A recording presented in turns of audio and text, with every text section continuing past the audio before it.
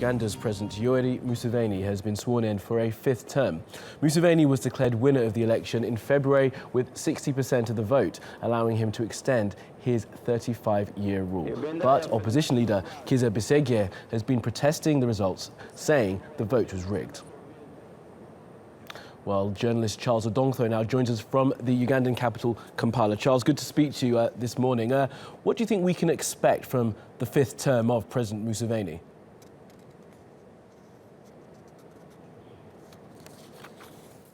Very interesting 5 years it is going to be, in my view, because this is not just 5 years of an ordinary presidency. It is 5 years in addition to already 30.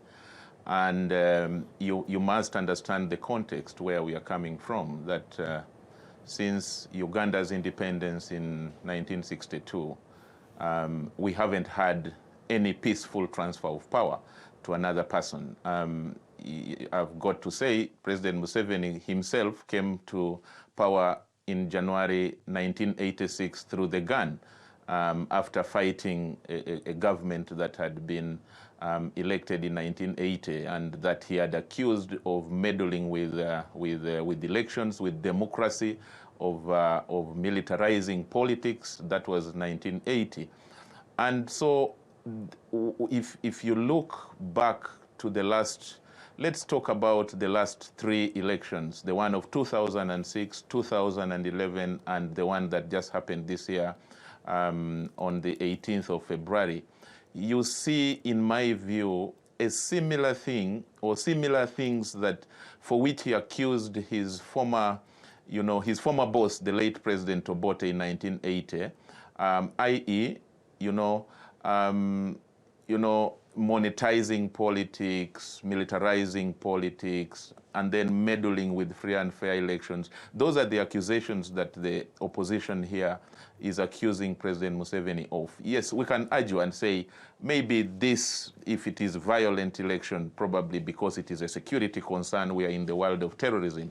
But I've got to say that the opposition is agitated, and the opposition on its own got about 35% of the votes, and that is a huge number.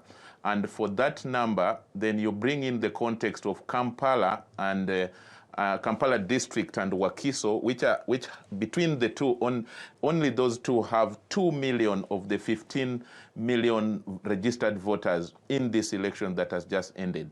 And that those people, first of all, were largely disenfranchised. They did not vote in large numbers because materials took long to reach the polling stations in large parts of Kampala and Wakiso, which are in the center of the capital city.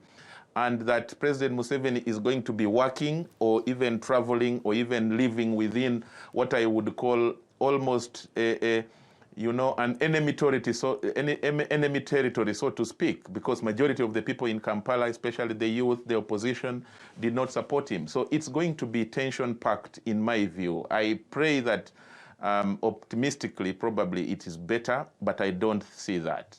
Well, Charles, unfortunately, we do have to leave it there, but we thank you. Charles Odongtho there joining us from Kampala. Thanks for joining us.